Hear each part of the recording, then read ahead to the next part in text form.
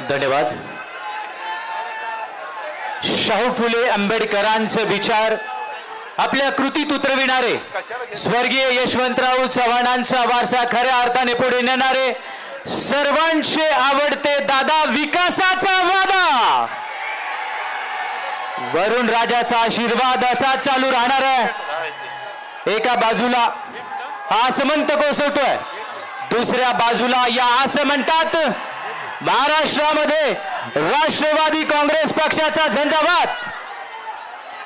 Rashtrawadi Congress party महाराष्ट्राचा रत्नजडीत मुकडा आहे आणि आपल्या सर्वांच्या काळजाचा अजितदादा एक तुकडा आहे.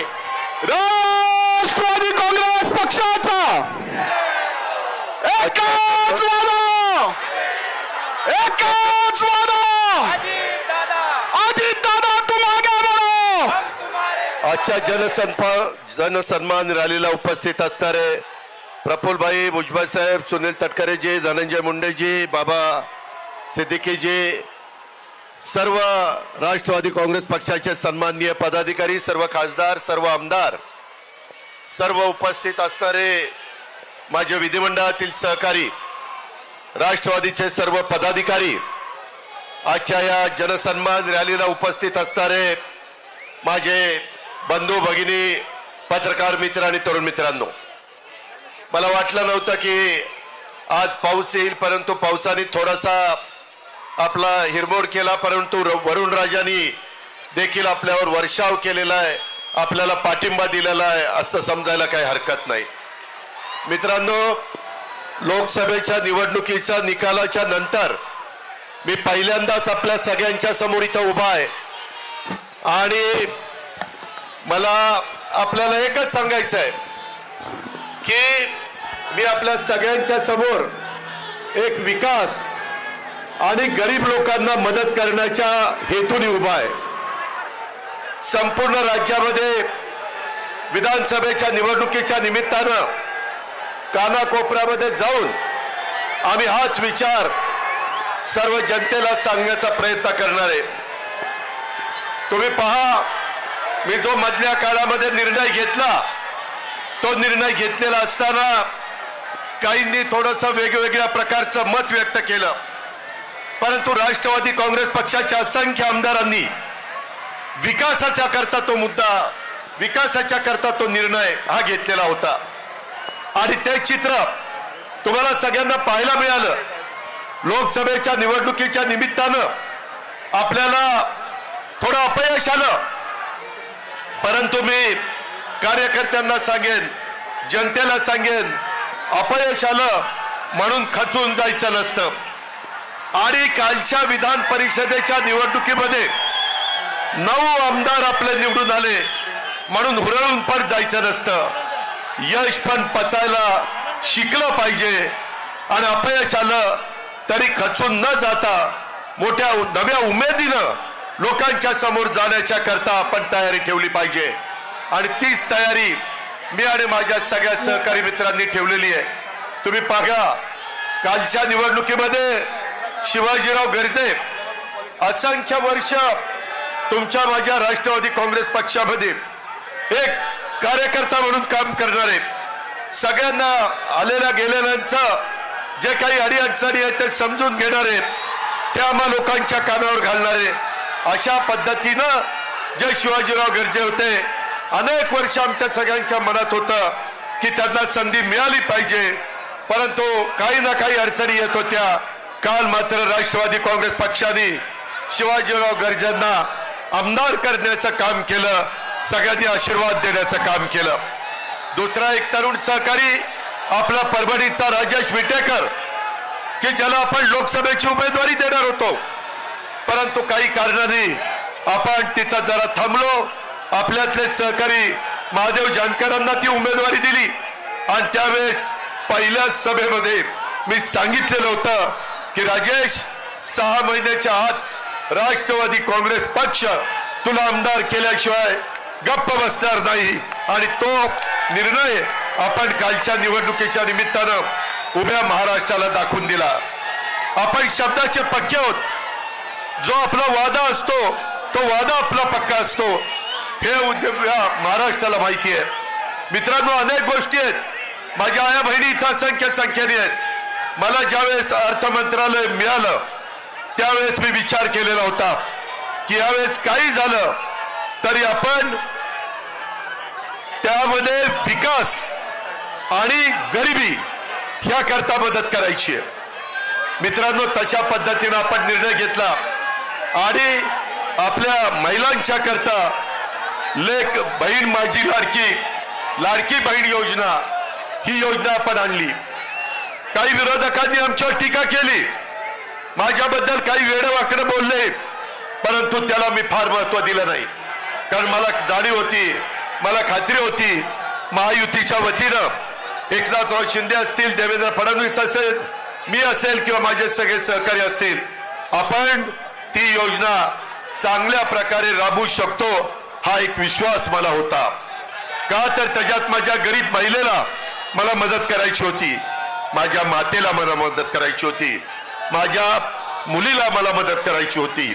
आणि तशा पद्धतीचं काम आपण 1 जुलैपासून सुरू केलेलं आहे.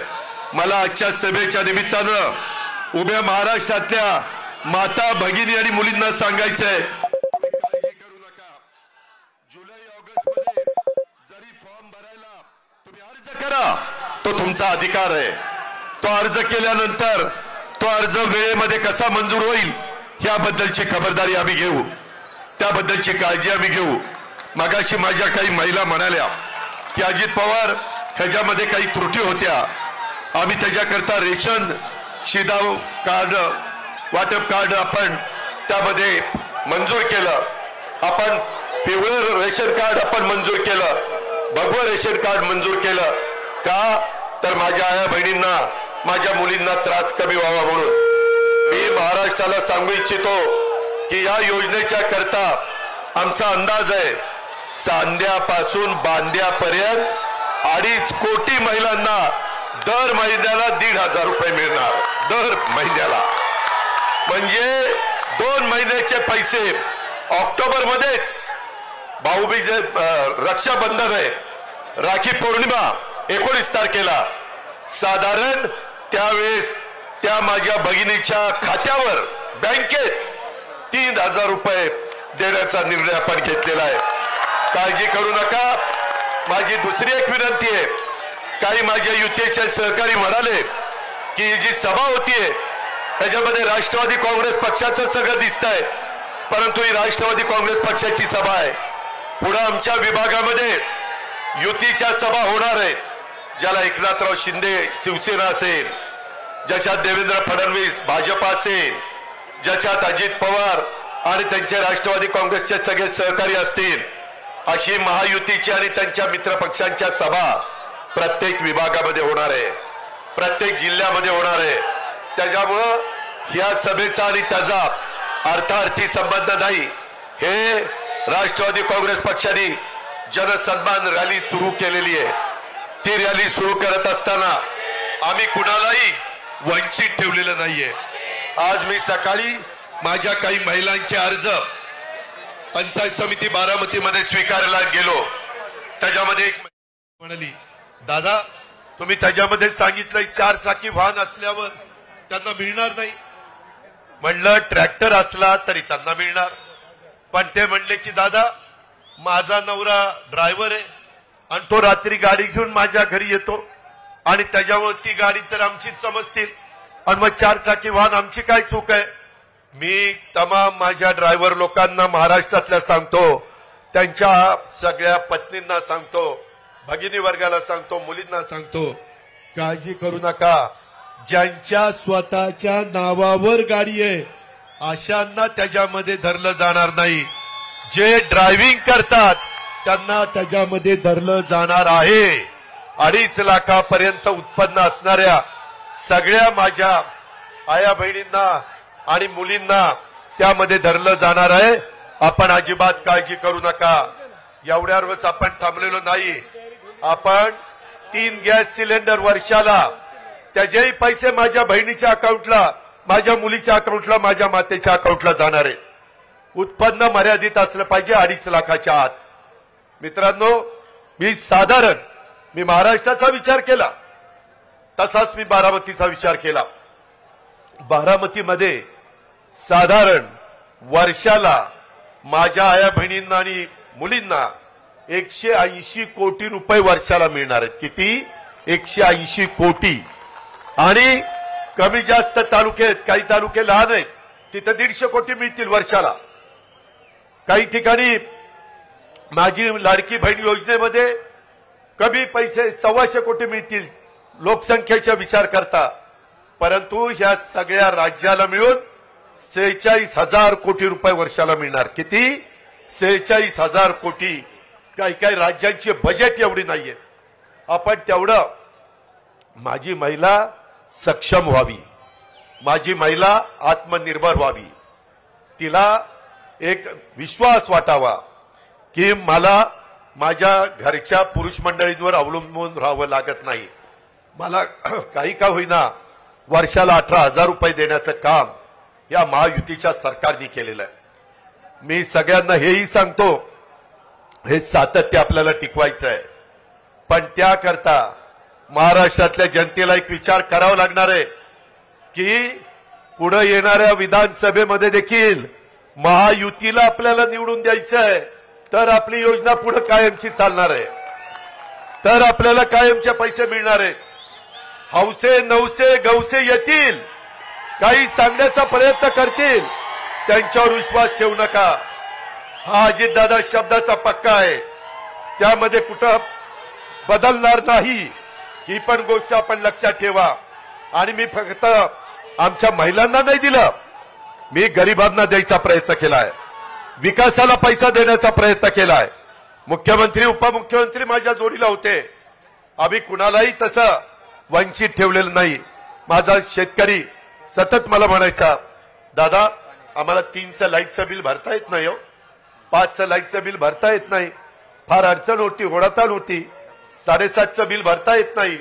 आमच्या मनात होतं, सगळे मंत्री आमदार मला सांगायचे की एकदा निर्णय घ्या, शेवटी वेळ यावी लागते.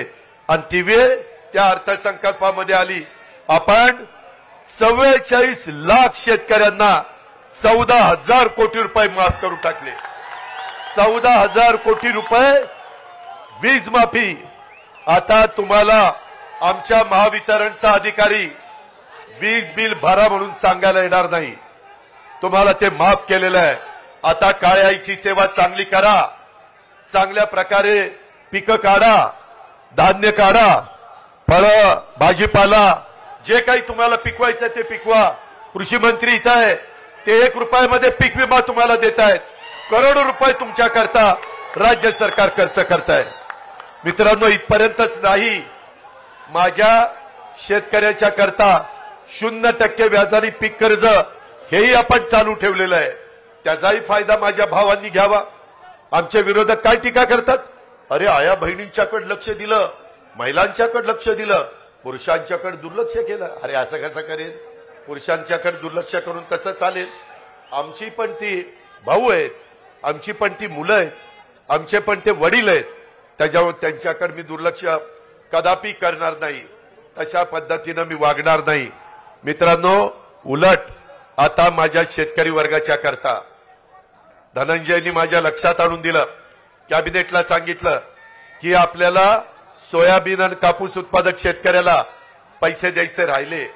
धानाला प्रफुल्लभाई पटेल यांच्या भंडारा, गोंदिया, चंद्रपूर, गडचिरोली तिकडे धान पिकतं, कोकणात यांचं धान्य पिकतं, त्यामध्ये आम्ही धानाला 20,000 रुपये दिले. त्याच्या पद्धतीनं एकरी 5,000 रुपये आपल्या कापूस आणि सोयाबीन उत्पादकांना आपण दिलेले 2 हेक्टर पर्यंत. मित्रांनो, शेवटी द्यायचं खूप मनापासून असतं, परंतु आपल्या तिजोरीमध्ये पण तेवढा पैसा लागतो. विकास पण साधला पाहिजे, विकासाला कुठं अडथळा येता कामा नये. कालच देशाचे पंतप्रधान आले, अरे तो दम विधानसभेपर्यंत टिकवा ना, जरा थांबा. त्यामध्ये मला तुम्हाला सांगायचं आहे, काल पंतप्रधान, मुख्यमंत्री, दोन्ही उपमुख्यमंत्री, काही मंत्रीगण 29,500 कोटीची कामं मुंबई सारख्या ठिकाणी आपण सुरू केली. भूमिपूजन आणि उद्घाटन, करोडो रुपयाची कामं चाललेली आहेत. मित्रांनो, आज पावसामुळे थोडीशी त्याच्यामध्ये अडथळा आला आणि त्यामुळे काही लोकांची भाषणं राहिली. मी परत सुपा परगणा, शिरसुपा परगणा आणि माझा लोणी बापकर आणि तो सगळा तिकडचा भाग, ह्या भागाच्या करता देखील आपण चांगल्या प्रकारची योजना ही जनाई शिरसाईला तर चांगल्या प्रकारचं पुनरुज्जीवन करण्याचा निर्णय आपण घेतलेलाच आहे. परंतु मधला जो टापू आहे त्याला पाण्याची गरज होती, तिथं देखील पाण्याची व्यवस्था केली.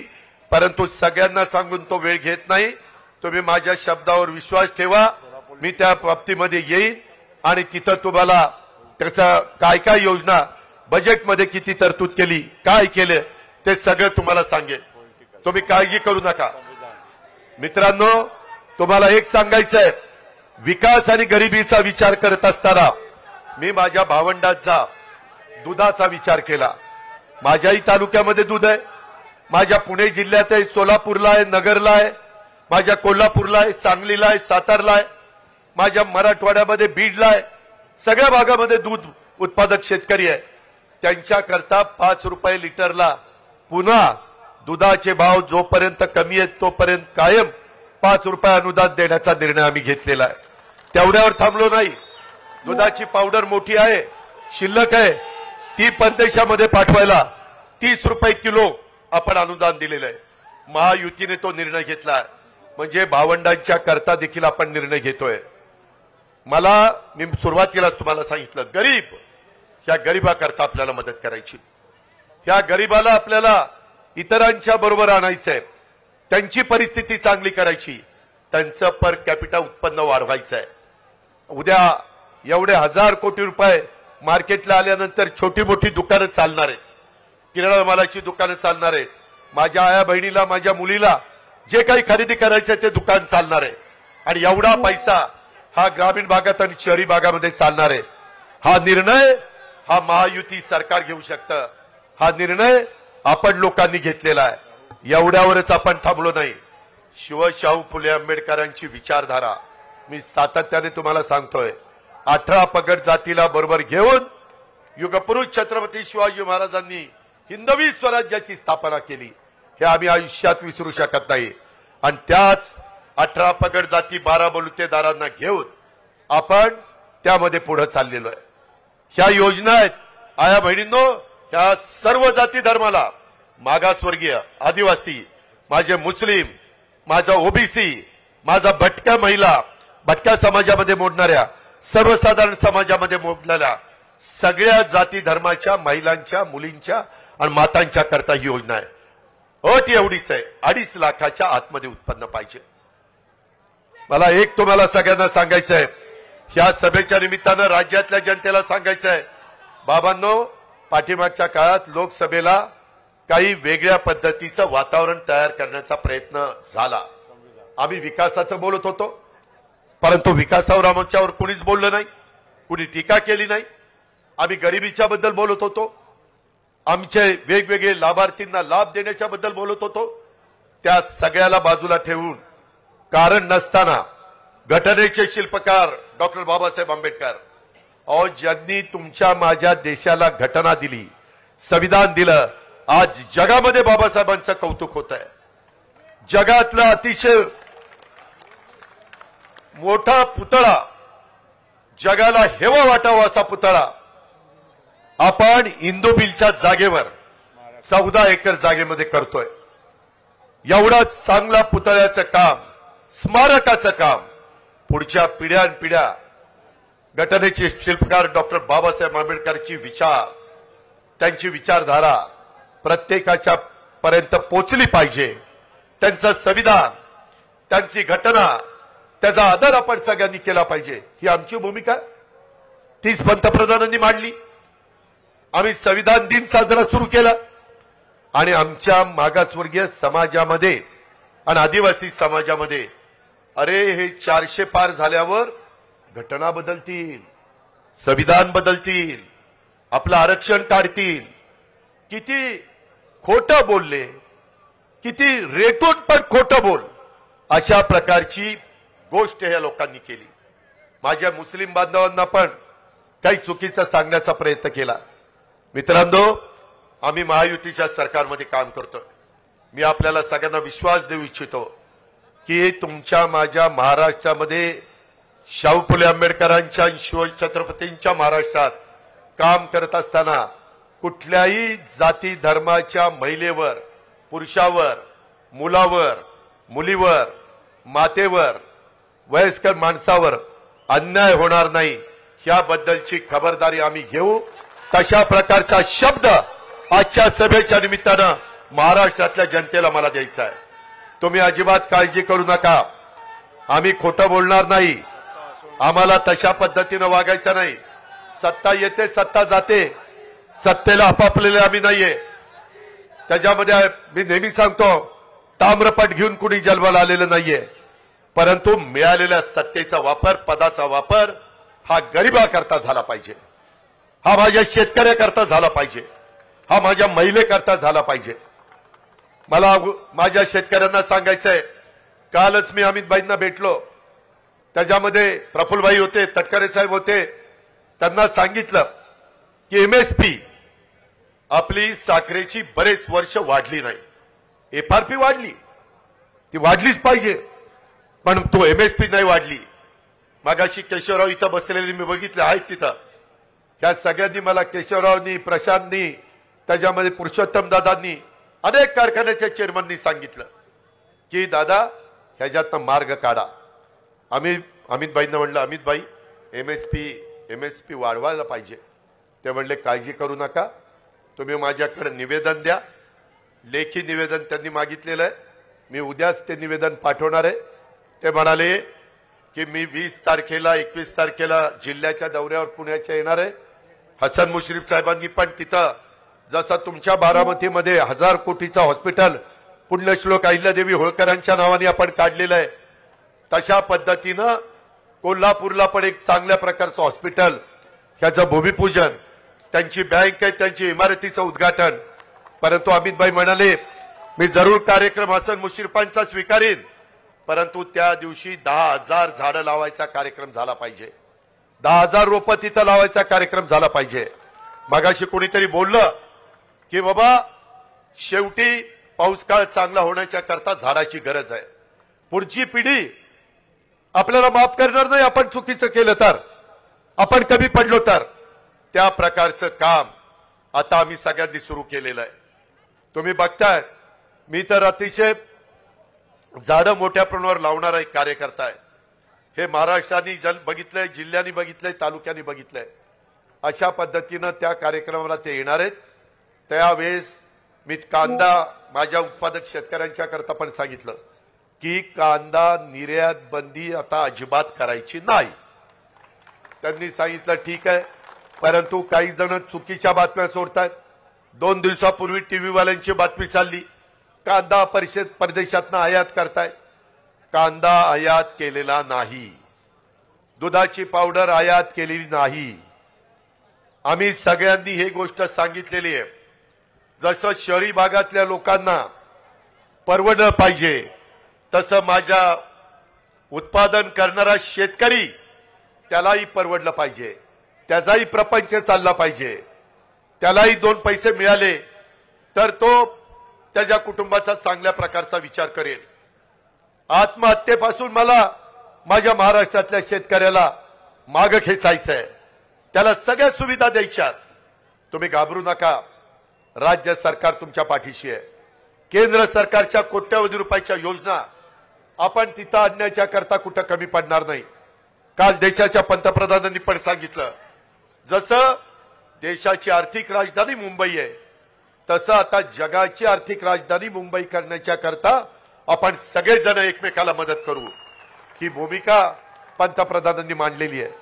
मित्रांनो, कृपा करा आणि कुठेही आपण चुकीच्या प्रचारावर, नरेटिव्ह जो काही सेट करण्याचा प्रयत्न करतात, खोटं सांगण्याचा प्रयत्न करतात, ह्या गोष्टीवर विश्वास ठेवू नका. मला अशाच माझ्या भगिनी भेटायच्या, म्हणायच्या दादा हे तुम्हाला पटतं का? म्हणलं काय, मागासवर्गीय आणि आदिवासी समाजामध्ये गरिबी असते, म्हणून त्यांच्या मुलांना मुलींना तुम्ही मोफत शिक्षण जे कॉलेजपर्यंत त्यांना जिथपर्यंत शिकायचं तेवढं देता. सगळा खर्च राज्य सरकार करतं. परंतु हे दोन समाज सोडून इतर जे समाज आहेत, ओबीसी आहे, सर्वसाधारण आहे, माझा मुस्लिम समाज आहे, माझा अल्पसंख्याक समाज आहे, ह्या सगळ्यांच्या मध्ये पण काही गरीब वर्ग आहे ना, त्यांच्या मुलींनी कसं शिकायचं? त्यांच्या आई वडिलांचं तर तेवढं उत्पन्न नाहीये आणि मग ते कसं त्यांचा खर्च करणार? आणि मधी एकदा असंच मला मुख्यमंत्री एकनाथराव शिंदेंनी सांगितलं, रात्री त्यांना 12-1 वाजता फोन आला चंद्रकांत दादा पाटलांचा की बाबा ह्या ठिकाणी एका आई वडिलांना पैसे कमी होते आणि त्यांना शासनाच्या तर्फे 50% मदत मिळत होती, परंतु 50% देखील आपल्या मुलीच्या राहिलेल्या शिक्षणाकरता आपण आणू शकत नाही, म्हणून तिथं आत्महत्या झाली. आमच्या मनाला वेदना झाल्या. सत्ता ही पद उपभोगण्याच्या करता चालवायची नसते. त्यावेळेस आम्ही निर्णय घेतला की येणाऱ्या अर्थसंकल्पात सगळ्या जाती धर्माच्या मुलींना त्यांचे आई वडील गरीब असतील तर त्यांचं कॉलेजचं शिक्षण मोफत करायचं. त्यामध्ये मेडिकल असो, त्यामध्ये इंजिनिअरिंग असो, त्याच्यामध्ये टेक्निकल असो, ह्या पद्धतीचा निर्णय घेतलाय. मित्रांनो, तुम्हाला आश्चर्य वाटेल, ह्या सगळ्याच्या करता आपण किती निधी बाजूला काढला माहितीये? माझ्या लाडकी बहीण योजना 46,000 कोटी, माझ्या शेतकऱ्याला वीज माफी 14,000 कोटी, झाले 60,000 कोटी. त्यामध्ये महिलांना गॅस सिलेंडर 3 फ्री, त्यांना 2,500 कोटी, आणि मुलींना कॉलेजचं शिक्षण फ्री, त्याला 2,500 कोटी, झाले 5. म्हणजे 60 आणि 5 65. मुलं म्हणायचे आमच्या मुलांकडे मुलींच्याकडे लक्ष आहे का नाही? अरे आहे. तुमच्याकडे लक्ष नाही द्यायचं तर कुणाकडे लक्ष द्यायचं? 10,000 कोटी रुपयाचा कार्यक्रम माझ्या तरुण युवा युवतींच्या करता, त्यांना 10 लाख मुलांना मुलींना दरवर्षी आम्ही स्टायपेंड देणार आहे आणि त्याकरता त्यांना 1 वर्षाचं शिक्षण, ते शिक्षण घेतायत म्हणून त्यांना 6,000 8,000 10,000चं स्टायपेंड, त्याकरता 10,000 कोटी. म्हणजे आम्ही आमच्या मुलांना मुलींना तरुण तरुणींना वाऱ्यावर सोडलं का? नाही सोडलं. असे 75,000 कोटी रुपये आपण राज्य सरकारच्या बजेटमधनं माझ्या महिलांना, माझ्या शेतकऱ्यांना, माझ्या मुलांना, माझ्या मुलींना, सगळ्यांना, सर्व घटकाला, आणि याच्यामध्ये सगळ्या जाती धर्माचे आहेत. कुणी जर असं म्हटलं अरे आमचं काय, अरे तुमचं पण आहे ना, तुम्ही कशाला न करताय? सगळ्यांच्या करताय का? तर विकास हा राष्ट्रवादी काँग्रेस पक्षाने डोळ्यासमोर ठेवलाय. का? तर गरिबी कमी करायचा कार्यक्रम हा राष्ट्रवादी काँग्रेस पक्षाने ठेवलाय, म्हणून या सगळ्या योजना आणलेल्या आहेत. मित्रांनो, आम्हाला ह्याची सुरुवात सगळे नेतेगण म्हणाले की रविवारचा दिवस असला तरी आज आपण ती सुरुवात करू. मला वाटलं नाही की याचा आनंद जसा तुम्हाला होईल तसा वरुण राजाला पण होईल आणि तोही बरसेल असं मला वाटलं नाही, परंतु ते शुभ लक्षण आहे. वरुण राजांनी पण आपल्याला साथ दिलेली आहे. आता कार्यकर्त्यांनो, घोषणा देण्याच्या पेक्षा आपल्या आया बहिणींचा 2.5 लाखाच्या पेक्षा कमी उत्पन्न असणाऱ्यांचा अर्ज केलाय का? अधिकाऱ्यांच्या पर्यंत पोहोचलाय का? काही अजून अडचण असेल तर कुठल्याही राष्ट्रवादीच्या किंवा महायुतीच्या आमदारांना सांगा, कुठल्याही मंत्र्यांना आम्हाला सांगा, कुठल्याही आम्हा मुख्यमंत्री उपमुख्यमंत्र्यांना सांगा, आम्ही त्याच्यामध्ये लक्ष घालू.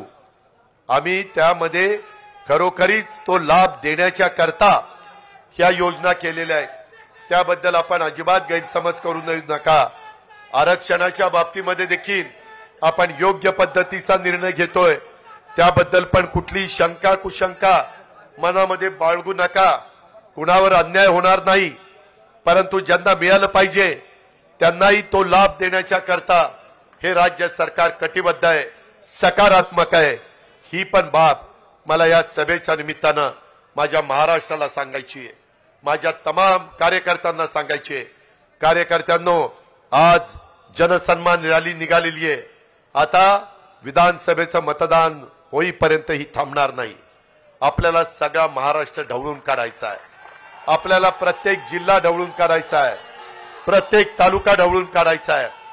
अनेक वेगवेगळ्या प्रकारच्या योजना ह्या आपण त्या बाबतीमध्ये करतोय. यंदा पाऊस काळ चांगला आहे. काही ठिकाणी आम्हाला दुबार पेरणी करावी लागते. त्याकरता देखील जे काही युरिया असेल, डीएपी असेल, जी खतं असतील ती खताच्या करता, बियाणं चांगलं देण्याच्या करता आपले कृषी मंत्री त्या ठिकाणी लक्ष देऊन आहेत. कृषी मंत्री केंद्रीय जे शिवराजजी चव्हाण, त्यांची आणि धनंजयची चांगली ओळख आहे, माझी त्यांची चांगली ओळख आहे. त्यांनी पण मला सांगितलंय, दादा आता तुम्ही काळजी करू नका. त्यांनी त्यांच्या स्वतःच्या मध्य प्रदेशमध्ये, स्वतः प्रफुल्लभाईंना माहिती आहे, त्यांच्या जवळच मध्य प्रदेश आहे गोंदियाच्या, त्यांना विचारा.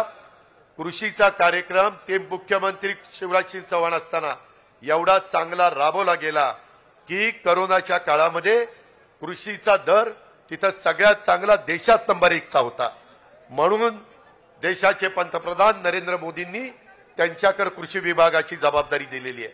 ते म्हणाले, आता शेतकऱ्यांनी काळजी करण्याचं कारण नाही. मला त्याच्यातले बारकावे माहिती आहेत, मला त्याच्यातल्या अडीअडचणी माहिती आहेत. मित्रांनो, भावनिक होऊ नका. इमोशनल होऊन प्रश्न सुटत नाही. प्रश्न सोडवण्याच्या करता रात्रंदिवस कष्ट करावे लागतात, काम करावं लागतं. विकासाचं ध्येय डोळ्यासमोर ठेवून पुढे जायचं असतं. बारामतीच्या परिसरामध्ये, पुणे जिल्ह्यामध्ये कसा विकास केलाय हे सांगायला काही कुणाला ज्योतिषाची गरज आहे असं मला वाटत नाही. मात्र तुम्ही एक गोष्ट लक्षात घ्या, ह्या सगळ्यांनी राष्ट्रवादी काँग्रेस पक्षाच्या राष्ट्रीय अध्यक्षपदाची जबाबदारी ही माझ्यावर त्या ठिकाणी सोपवलेली आहे. मला बारामती बघत बघत आपले 13 तालुके, आपलं पुणे आणि पिंपरी चिंचवड शहर, आपला महाराष्ट्र हा फिरायचा आहे. त्याच्यामुळे इथल्या माझ्या आया बहिणींनी, इथल्या माझ्या तरुण तरुणींनी, इथल्या माझ्या वडीलधाऱ्यांनी ती पण जबाबदारी चांगल्या पद्धतीनं पार पाडायची. हे कुणाच्या घरचं काम नाहीये, हे आपल्या सगळ्यांचं काम आहे. त्या कामामध्ये कुठं अजिबात कमी पडता कामा नये. आणि मी आपल्याला सगळ्यांना सांगेन की कुठल्याही परिस्थितीमध्ये जे डॉक्टर बाबासाहेब आंबेडकरांचे विचारधारा आपण पुढे घेऊन जात असताना त्यांच्या घटनेला आणि त्यांच्या संविधानाला जोपर्यंत आमच्या जीवात जीव आहे तोपर्यंत कुणी धक्का लावणार नाही. मी तर सगळ्या महाराष्ट्राला सांगितलंय, चंद्र आणि सूर्य जोपर्यंत आहेत तोपर्यंत संविधानाला कुणी धक्का लावू शकत नाही. तुम्ही विश्वास ठेवा, आम्ही शब्दाचे पक्के आहोत. आम्ही जो वादा करतो तो वादा पुराच करतो, हे पण आपण सगळ्यांना माहिती आहे. आणि असं असताना आपण गरिबांना एक चांगली त्यांची परिस्थिती निर्माण करायची आहे. आणि म्हणून या सगळ्या योजना आहेत. माझ्या बहिणींनी, माझ्या मातांनी, माझ्या मुलींनी त्याच्याकडे त्या नजरेने बघावं. कुणी गैरसमज निर्माण करण्याचा प्रयत्न केला तर त्याला ठासून सांगा, तुम्ही काहीतरी आता चुकीचं सांगू नका. आमचा दादावर विश्वास आहे, महायुतीवर विश्वास आहे, आम्ही त्याचंच ऐकणार. ह्या पद्धतीची भूमिका माझ्या तमाम महाराष्ट्रातल्या मुलींनी आणि माता भगिनींनी घेतली पाहिजे.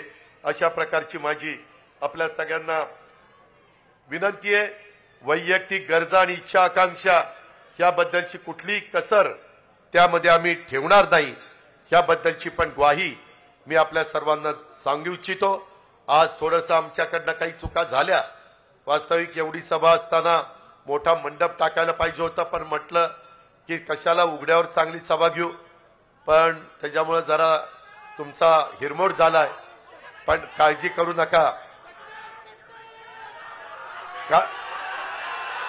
काळजी करू नका. त्या सगळ्या गोष्टी आम्ही त्याच्यामध्ये पूर्ण करू. माझी तुम्हाला विनंती आहे की आता मी शिवाजीराव गर्जे आणि राजेश विटेकर हे विधान परिषदेचे निवडून आले, त्यांचाही सत्कार करतो. आणि स्वतः माजी उपमुख्यमंत्री भुजबळ साहेब आपल्याला मार्गदर्शन करतायत, ते मार्गदर्शन आपण ऐकावं अशी विनंती करतो.